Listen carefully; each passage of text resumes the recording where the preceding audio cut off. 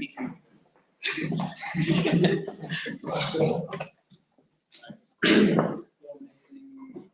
Professor Atienza, today he is. Alright, so I'll just briefly introduce. Good morning to everyone. Good morning to our audience online. It's a pleasure to welcome representatives from Scott Sports with Ben Marchand and Vincent Poucon with us this morning. Gentlemen, welcome. Just also as a brief matter of introduction, our jury members this morning, Professor Daniel Oyon, Professor Bjorn Walliser, Giovanni Battista Defti, Dr. Claude Stricker, our Executive Director, and Professor Atienza, Professor of Technology. Over to you guys. Thank you very much, Cedric.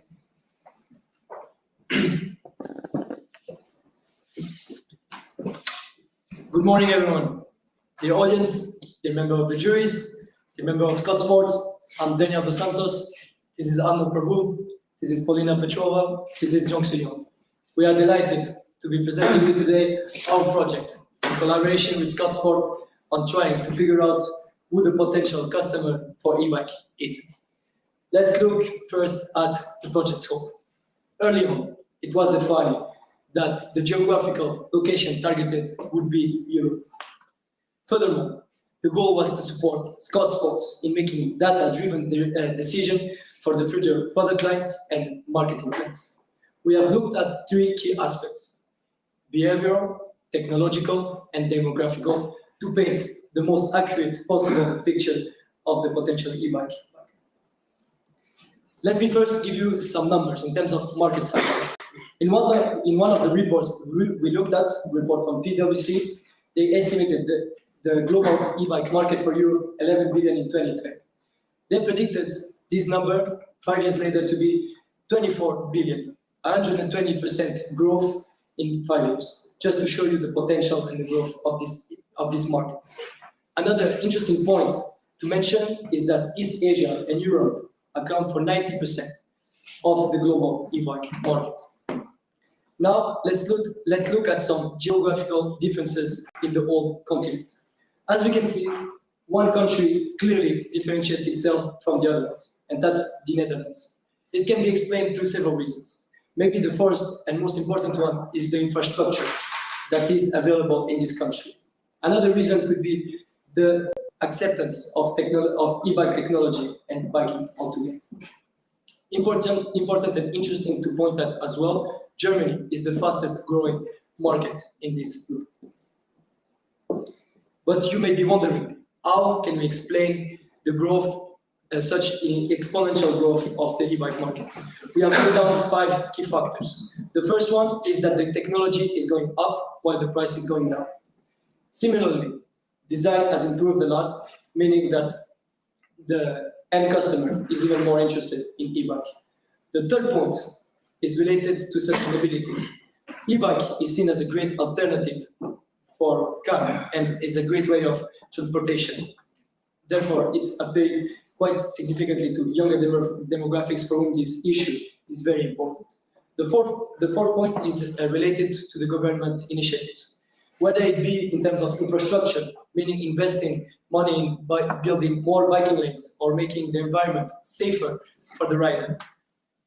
Also, some financial incentives in terms of rewarding people switching car to e-bike, for instance.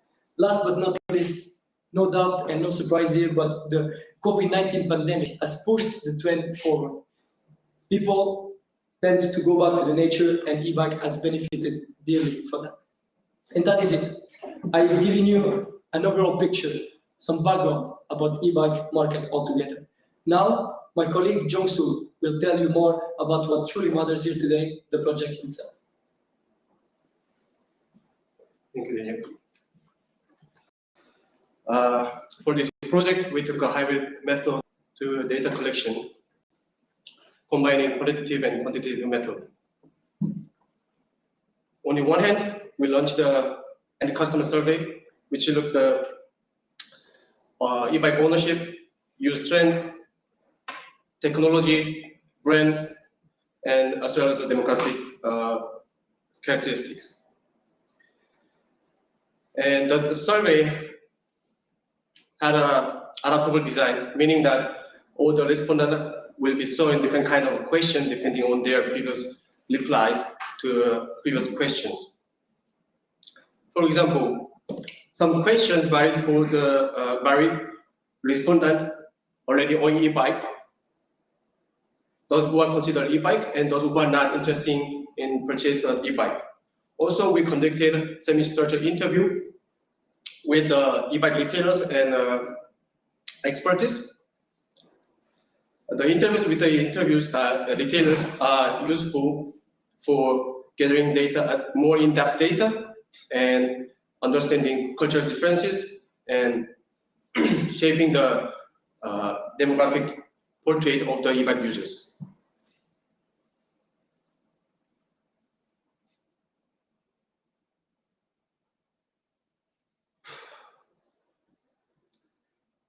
So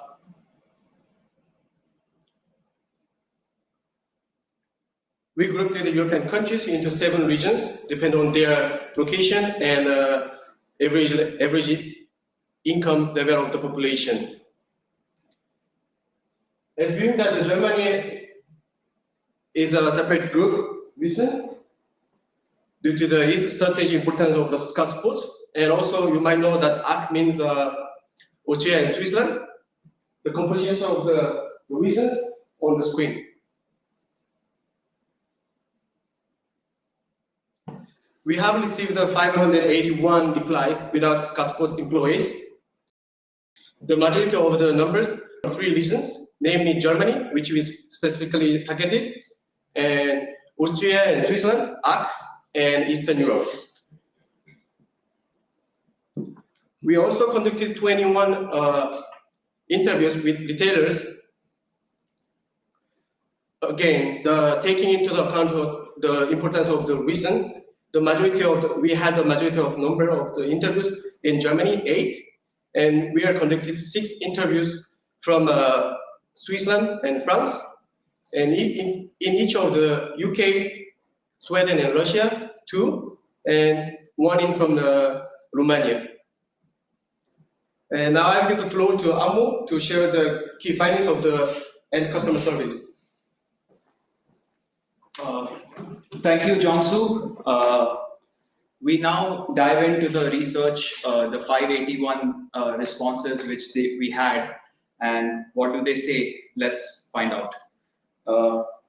There were 3 areas which we analyzed: the behavioral patterns, the technology factors. This was also, the technology factor was also because Scott Sports had recommended that we search more around it. And third was some insights around demographics. When it came to behavioral patterns, we saw the usage and purchase patterns. In technology, we looked at what technology they would want on an e-bike and what are the parameters they would want when they purchase an e-bike.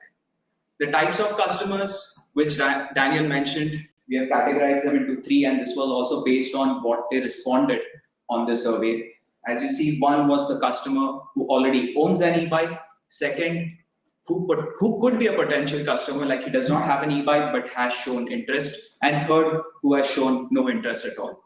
In further analysis, we have also done a comparative study between different types of customers to understand if there are similarities or differences in the behavioral patterns or technology considerations ahead. So now I further walk you through the graphs.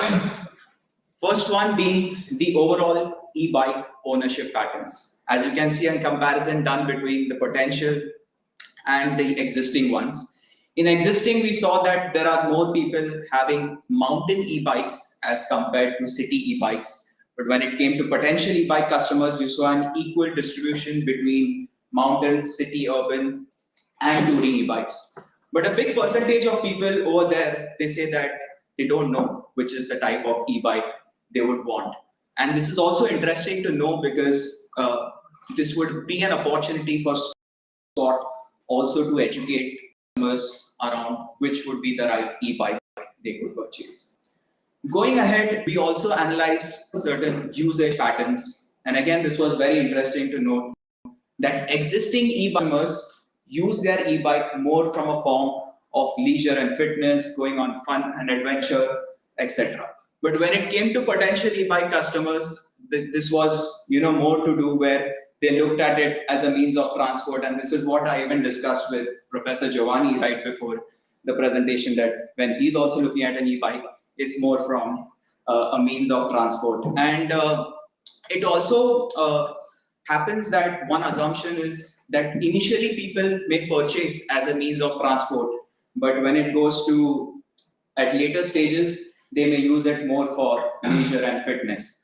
And also there are factors around COVID-19 and improvements in urban infrastructure, which is leading to people considering different modes of transport, and e-bike being one of them.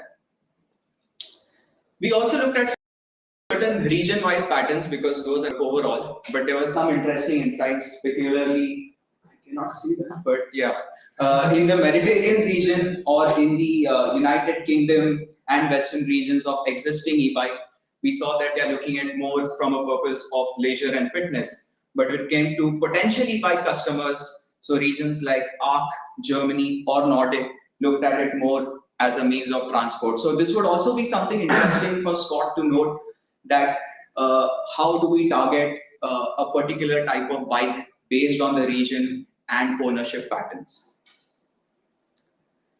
Going ahead, we also looked at overall purchase patterns between both potential and existing.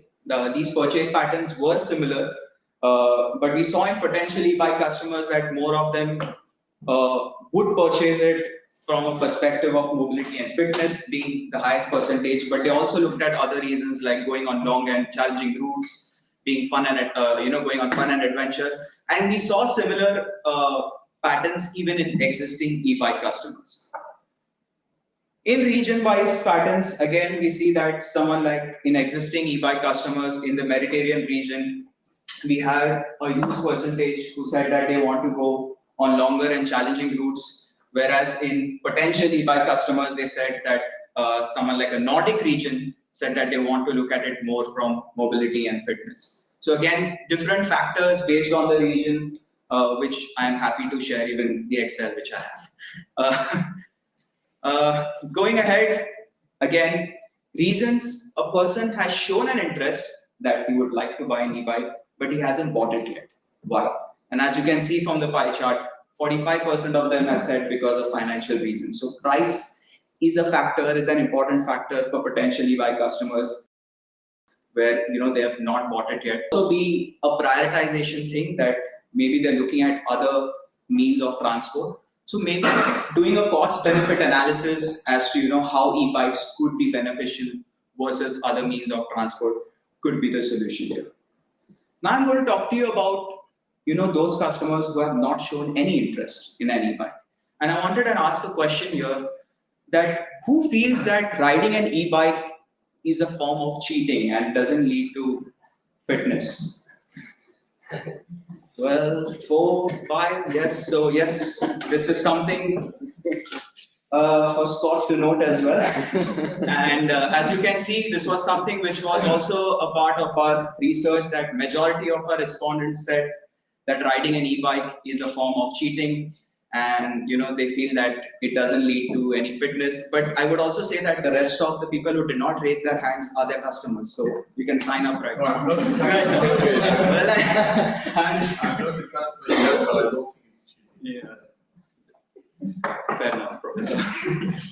So another factor which can also correlate is to potential e-bike customers who said that they're looking at more from the purpose of mobility and fitness, and that's why we see a similar trend also for those customers who said that they have no interest at all.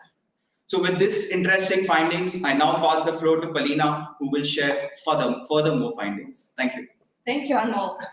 Now let's take a look at the factors and features which are most and least important to our e-bike customers.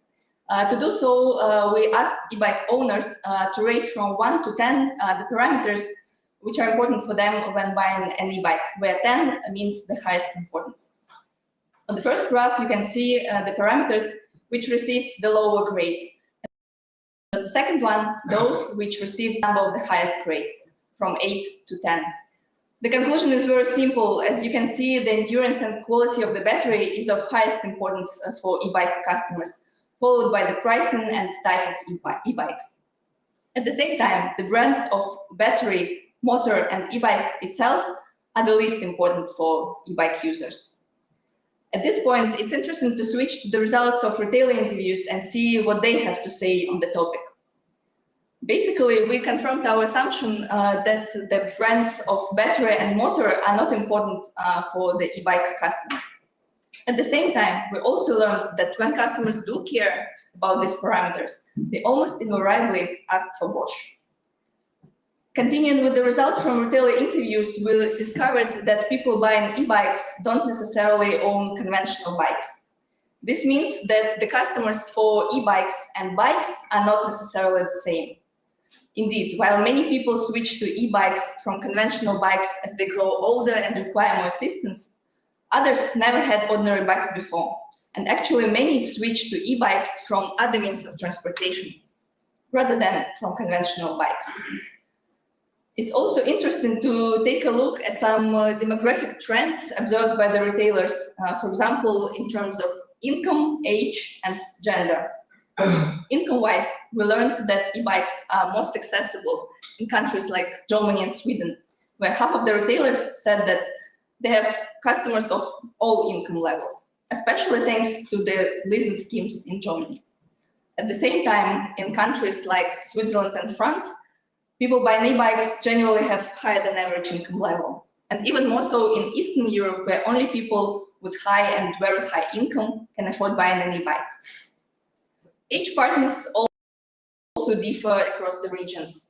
For example, we learned that in countries like UK, France, and Eastern Europe, people buying e-bikes are generally older than the users of conventional bikes, starting from 40-45 years old.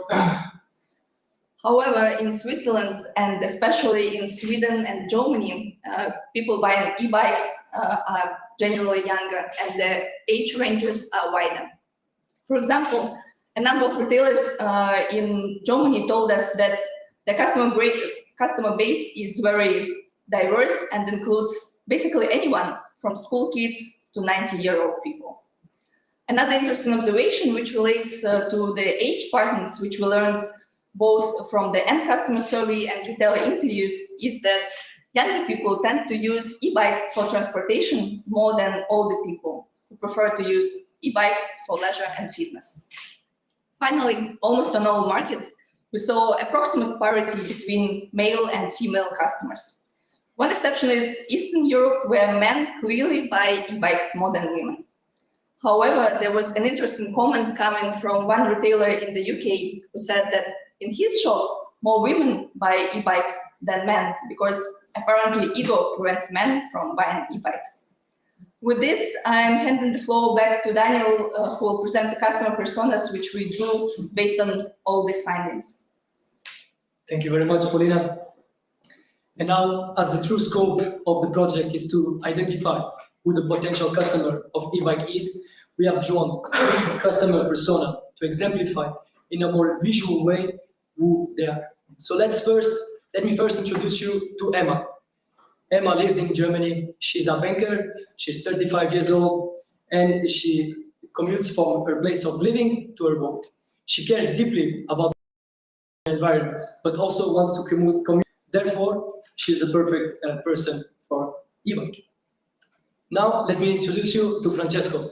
Francesco lives in Milan, Italy, and he is 29 years old. He loves to get his e-mountain bike and go to the outdoors, enjoy the nature with his friends, although he feels frustrated because he wants to use his e-bike to go to his place of work, but the infrastructure in his country doesn't allow him to do so. Now, let's look at Alexandru. Alexandru is 50 years old. He lives in Bucharest, Romania. He holds a senior manager position in an international corporation. He likes to do sports, but unfortunately he's a little bit older, so he cannot do as much as he used to before. But he loves to use his e-bike to stay fit and mobile. Also, e-bike gives him an extra edge in his social circle. Now, we've gathered a lot of empirical data through this research. Therefore, we believe to be in a position to give educated suggestion and recommendation to Scott Sports. We have drawn 5 of them. The first one is that there seems to be, as we've seen, a misconception in terms of the e-bike as a vehicle for transport. Therefore, education campaign would be advisable, making sure that people know that e-bike means still sport and you can still sweat and be active with e-bike. The second point is looking at what we've seen. Younger people will tend to use e-bike more for transport, older people more for leisure. Therefore, picking the right channel for the right audience with the right item is paramount. For example, we can target and push e-bike for transport more on social media because we know younger people will be there, for instance. The third point is related to the quality and endurance of the battery. As we've seen, important for the end consumer, meaning that it's advisable and recommendable to sit with the suppliers and make sure that it is at the utmost quality. Here, brand does not matter. It's really the quality that matters. The fourth point is about markets that have better infrastructure will tend to have more e-bike for transports, and where infrastructure is not as good, more for leisure. Therefore, picking right geographical location for the right item. Then the last is related to e-cargo bike. We've seen through our research they're gaining a lot of popularity, a lot of momentum, and therefore maybe it's advisable for Scott Sport with their product line in that regard. And we thank you very much. We open the floor for questions. Thank you for listening.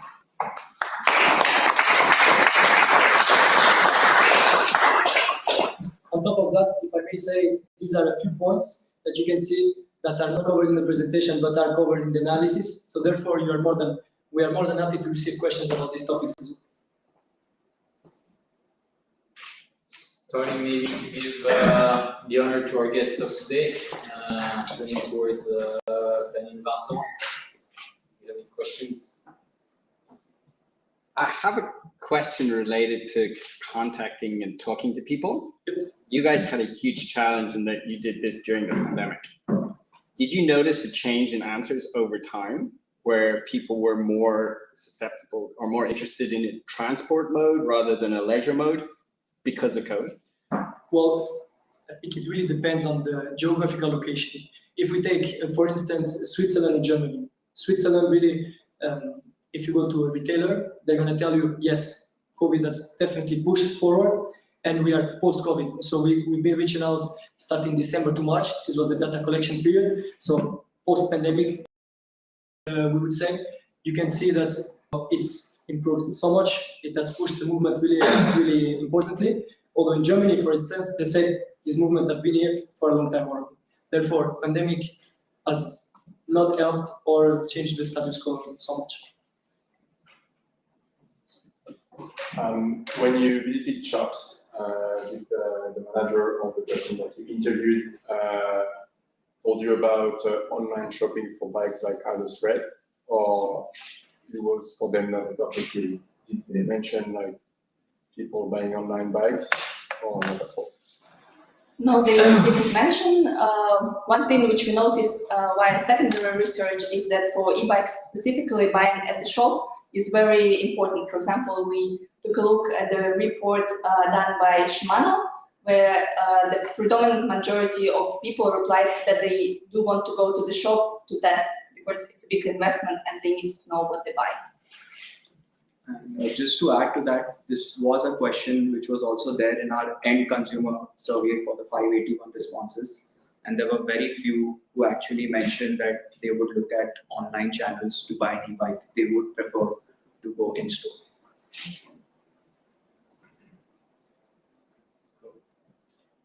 I have one other question, which is kind of a tricky one. So you mentioned that brand was not important. Right. In terms of e-bike motor. I'm not talking about Scott here. But then at the same time, you said that in Germany, the answer, it was Bosch or nothing.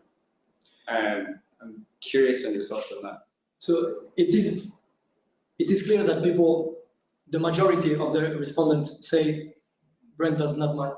Although if we take maybe 50% says that brand does not matter, that maybe 20% says that it does for this 20%, it's going to be, most of them is going to be Bosch or almost none. Meaning that if we look at both, okay, people don't really mind what kind of brand, but for the people that do mind and the people that go to the store and have looked at it and say they want a specific brand, it's going to be almost exclusively really Bosch. Because they don't know the other brand. So They don't know Shimano, or they don't know Specialized. exactly. So they would go with a brand that they know for sure. It was very important. That was highlighted by the retailers. They say they want something they trust, and that's true that Bosch is being highlighted as a brand that they trust, and they have the knowledge, as rightfully mentioned. So just if I may just add, there are two categorizations. One is the brand of the bike, and one is the brand of the motor.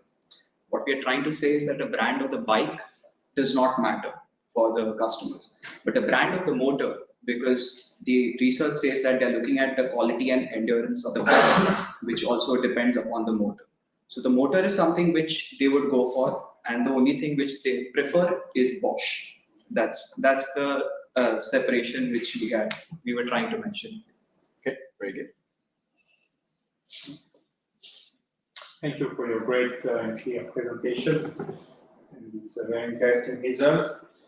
There is one way also to encourage customers to a particular brand, which is either renting. So there are places to go for holiday, you rent bikes. Or there is another channel which is this e-bike festival where you can try different brands, etc. And you looked at it also from the customer point of view. Was it by design.com? Maybe, for instance, we had very interesting findings in the business models. Polina, if you want to touch on the business models that are different in terms of renting and the leasing. Yeah, sure. So we saw again via secondary research that some new business models are on the rise. For example, like you say, e-bike sharing, which is a logical continuation of the car sharing and ordinary bike sharing. But also leasing is hugely important, especially in Germany, because it allows to buy an e-bike significantly cheaper. We saw up to 37%, and this is the major drive in Germany. And there are also other business models, for example, e-bike by subscription. This trend comes from Asia and now just starts to gain popularity in Europe. And another one is battery as a service, which also allows you to decrease the upfront cost and then to make the use of e-bikes more convenient because you can change your battery in 1 minute instead of waiting for the charge. And we see that these new models also drive the interest in e-bikes. And just to add to that, sorry, with your question around e-bike festivals, we had spoken to an expert who actually organizes few of these festivals, and she also had one thing to mention, that majority of these festivals are organized, in hilly terrains where people can come, have an experience altogether. And what she primarily said, that there is more preference for people because of the terrain and the type of festival to use mountain e-bikes as versus city e-bikes, because it also collaborates with the other factors, that it's more for fun and adventure, it is in a hilly terrain, and they want to have fun. Thank you. Can I ask a little bit more about the data gathering process? Yep. You're being a little bit unclear from the reading of the report. Can you give me a little bit more how you collect the data? Of course, the tool is written, but how you really arrive to whom you try to reach to and so on. Of course, we have 3 streams. The first stream is the end customer through a survey. So we've designed a survey that was responsive to the answers of the end customer, meaning that the person that says that he doesn't own an e-bike will not have the same following up questions that the person that owns an e-bike. That's the first part.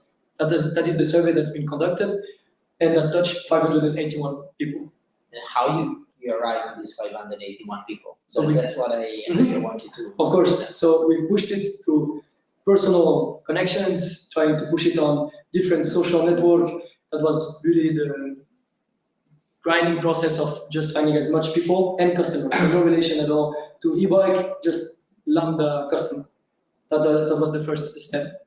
The second step was to interview the retailers. So then we identified. I just insist in the first because that's what I really wanted to explore. For instance, you use what? You post something on Facebook, you post something on Instagram. Can you elaborate a little bit more on this? Yes, That's what I wanted to So, understand. like Daniel kind of mentioned, there was categorization done. One was our personal network. Second was Facebook groups. Okay. Inside Facebook groups also, there was further categorization done on the type of groups. Like there were e-bike groups, normal biking groups, spread across Europe. So whether it was Germany, Sweden, UK, I think we targeted a minimum of 50 groups per country, out of which maybe then we got a response in 5 to 6 who spread the survey within their network where we got the responses. But apart from that, our personal network, we also used the AISTS alumni network, who's also working in various areas across Europe, which helped us get those responses. So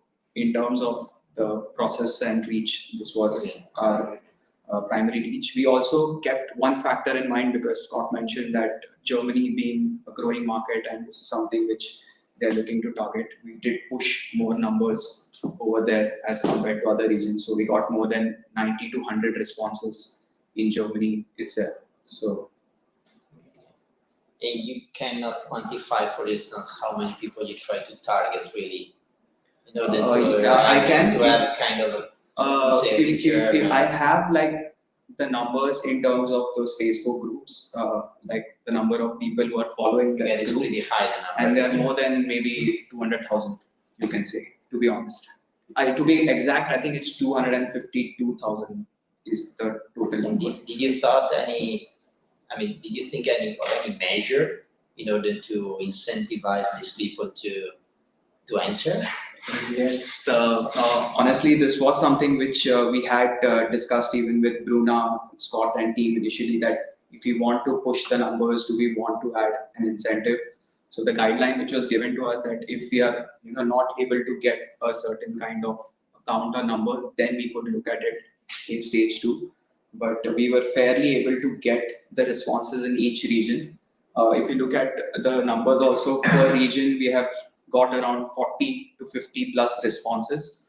So we also looked at certain statistical methods, like generally the normal distribution curve for a particular area or region, 30 is the count which I read. So we looked at it in a factor of 2 or 3, to get the responses, and we got favorable insights based on that. Okay, thank you. If I may continue. Well, first of all, thanks for a great overview of this market and what clients would like.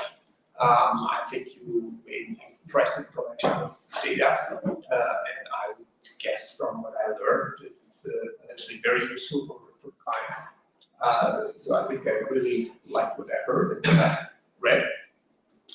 And the more data you collect, and the more populations and targets you include, the retailers, the end users, the more you expose yourself to detailed questions. I'm glad that the client started with the tricky questions, so I can continue with tricky questions, but you only get tricky questions if you do great work.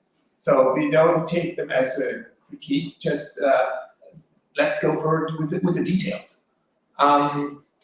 One, let's say, more general remark, you may respond to this or not, is if you have this, again, very well thought and nice approach to a qualitative research on one group and quantitative research on another group, usually you start with the qualitative part because you learn so much, because you go deeper, and then it would have even improved, I think, your quantitative part. So you may respond to it or not, but I think that sequence would have been better. And as my colleague just mentioned, I think neither in the report nor today you explicitly say that it was an online survey. It was so obvious to you that telephone is out of this world and that face-to-face doesn't make sense, or emails. They do still exist. I'm not even referring now to old mail surveys. That is kind of old-fashioned, but the other two can be very useful. So it's good to specify how you really did it. Now the more interesting question I have. One is, I like very much how you ended your survey and more in the lecture, the survey on the end users, where you try to make this those profiles. Would you be able, not now instantly, but for the client, or instantly to give us an idea of the percentage in Europe of the MAs or of the client segment more Francesco? Is that something which your data would allow? Because as I said, I like this part where you come to clients having certain expectations and you try to group them. And I think they make way more sense than what you do at the beginning. Again, for also obvious reasons, you try to group it geographically. It makes sense for Eastern Europe, I would say, and then you have Mediterranean with Monaco somewhere, with Spain or no, Italy, I think, and I think it's more a question of implementation, basically, and topography maybe also. So, would you agree that the income level is way more important than the age question than the geographic thing? And what about those segments you established, which I think are really a brilliant idea? Could you tell us how big they are, the MAs or the Francescos, or I forgot the last one, yeah, sorry. Yes. We can say, for instance, that the customer persona that we've built are backed by the data that we found, meaning that what has been found in terms of data, we have tried to translate it to something that's more visual, but that is an overall picture of what it represents. So that's the first answer to your question. Obviously, it is backed by this, and this is what we found empirically, number speaking.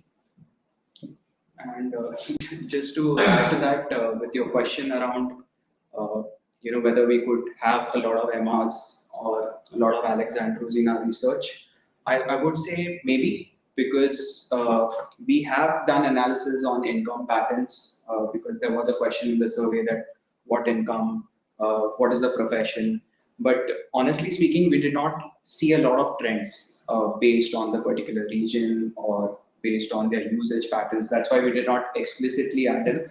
But I am happy to sit with Scott and really look at each of those respondents as to where they are and what their income patterns are, based on which we have recommended them. So a lot of them also are a bit hesitant to let out what their income is, because it's obvious that when you push out a survey, they're not very open that this is what I'm earning. But with whatever responses we got, we were able to come with these solutions. And these solutions are not only built on the end consumer survey, but also based on what the retailers spoke to us, because they are the ones who are dealing with these clients on a day-to-day basis. So that also helped us to make a collaborative summary around the personas.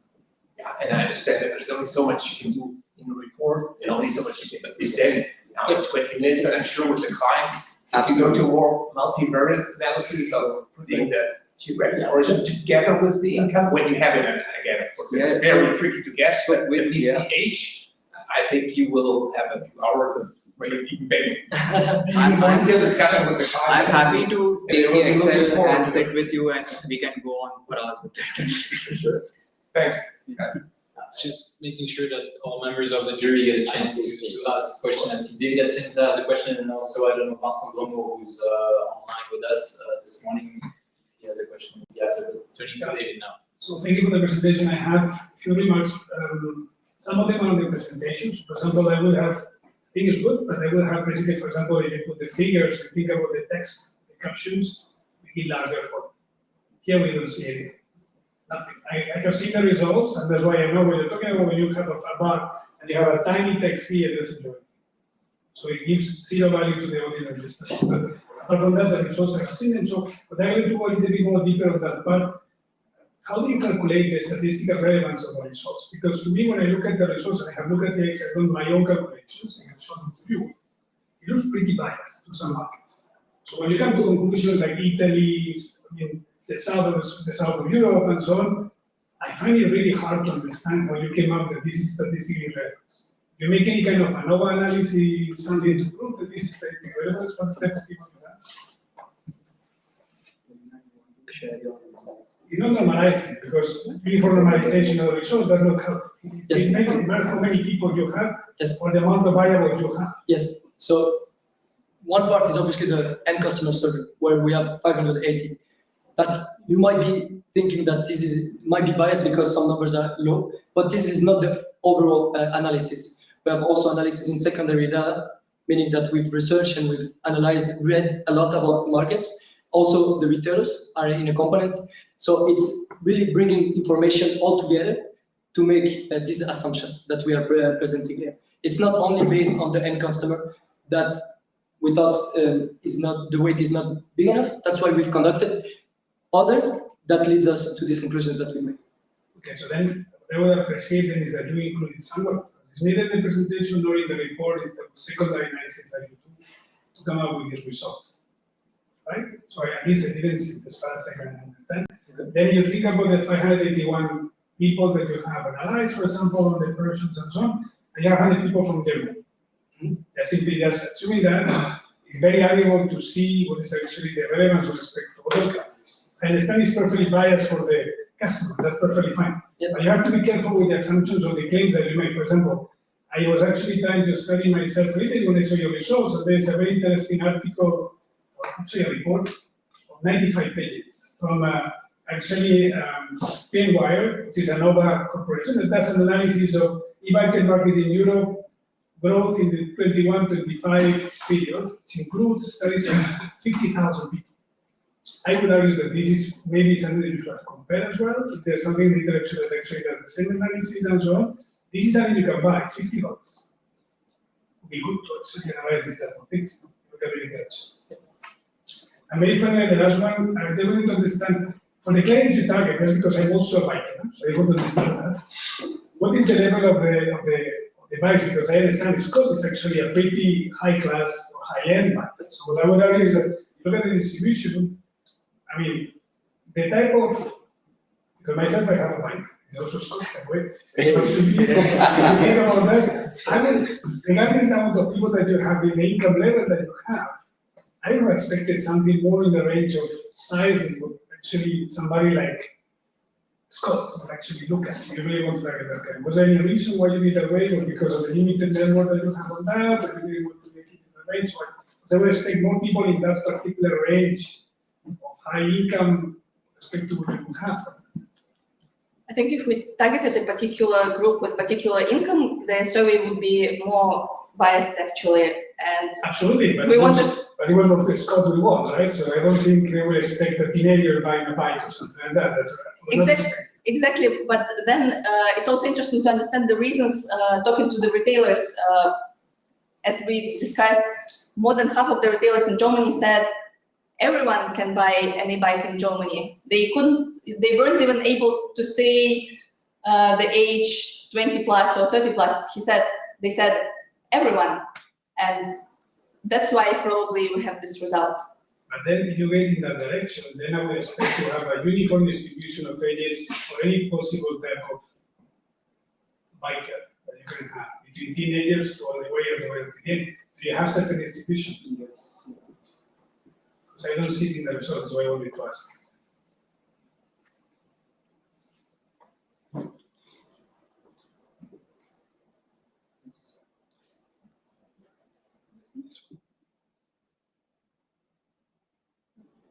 This is by age, showing that the young people. This is something which Polina also spoke about, that based on the e-bike, which they would want ownership and usage. We saw that younger people had more affinity to do it for a means of transport, but older people want to look at more from leisure and fitness. So this was also one of the analysis which was from our end consumer survey. Second, also on. So you go back to what you have. Yeah. So what you're showing me here, if I actually go back to my point, was you are giving the fact, or it's really uniform distribution, you're giving the fact that more people between 18 and 25 use these electric bikes. More would use it as a means of transport from the survey analysis. Is it really true?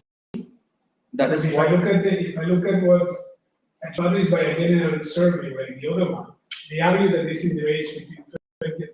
Yeah, but I just want to add that, see, because our research was also in collaboration with Scott for those specific questions and those areas which they also wanted. So it is okay to analyze, with the other survey and to get those insights, but this was purely based on what we found and what was relevant. And that's why we did not restrict it just to those 581 responses. We went to those 21 retailers. We spoke to 2 other experts who also have an understanding of the entire market. So we understand that maybe this would be biased, that if it's just 581 of those in Europe, but the similar results also came from those 21 retailers whom we spoke about. And there were even a bunch of other reports, like there was one research done by Shimano, there was one done by Loughborough University. Also, they had also done the research. We have gone through all of that. There are certain differences. I agree that there would be differences in the reports, but this was very specific to the scope which was given to us, and that's why we stuck to this analysis. My point was exactly what you said. If you really want to be biased, you say, I'm happy with it, these are responses. So then you say, either you make it really biased or you make it general. But it's a little bit, in some parts it's biased, some parts it's general. That's the part that's confusing for me when I do the analysis of the results. So I'm okay either way. I would say it's more appropriate in this case that you're biased to the client because that's what they want to do.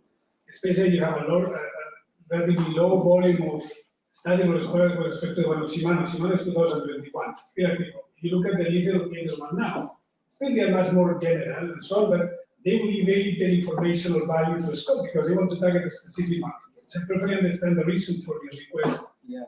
But then going back is biased.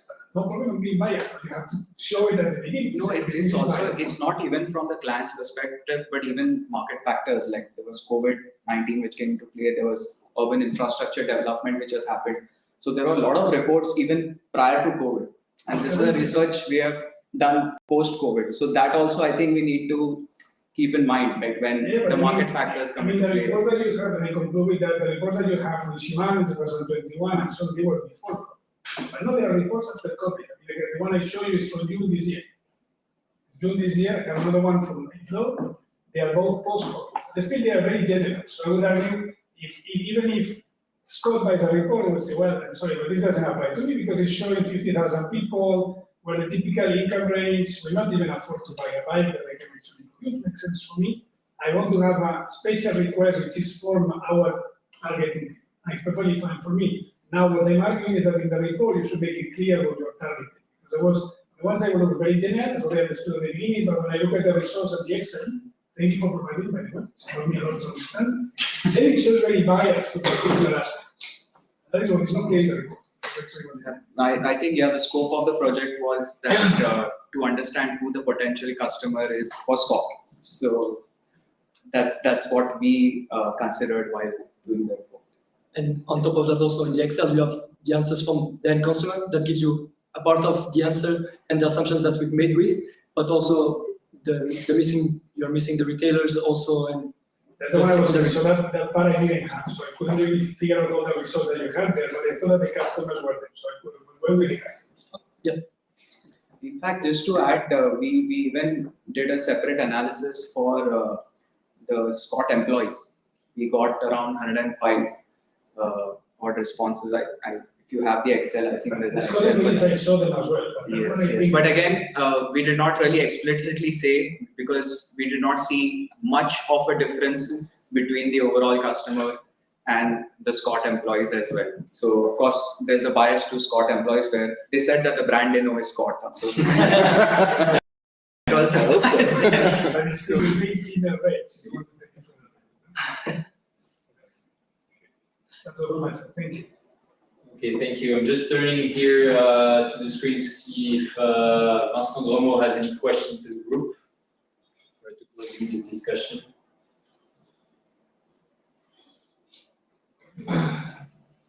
Sorry, wait a second, Vincent, we can hear you right now.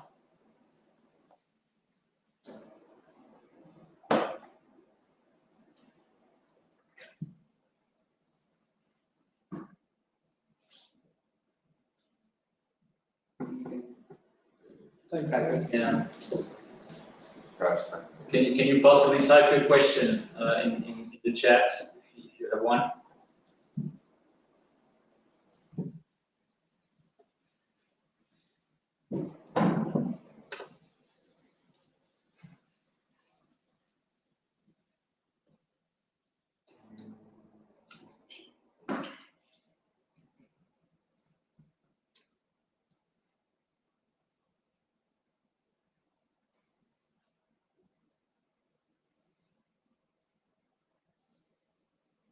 So yeah, so I'll just read your question. Thank you, Vincent, for your question. So the question is, how could you change people's mind about cheating? Well, yes, this we've touched on our very last slide in terms of suggestions. We would say actually that would be the first way. We talked about it and we would say if this question would come up, what would be the first suggestions that we would make to Scott? And that's to work on marketing side to make sure that to do some educational campaigns, show that you can actually e-bike, you can sweat, it is sport, and it's not necessarily cheating. We talked. Okay. Thank you. Sorry. Yeah, no, we did talk also with the managing director of e-bike World Series in Monaco, and she said that she has some content also on their YouTube channel, and she says that the people finishing the race are completely sweating, obviously they're very tired, exhausted, and that could be just to show obviously that it is not cheap. Yeah, just to bounce on that, we have campaigns like Train Like a Pro, so it's just like to show that e-bikes you can actually train on the bike, but it's as well a challenging part because if you speak too much about how much you sweat, then you don't want to commute with an e-bike.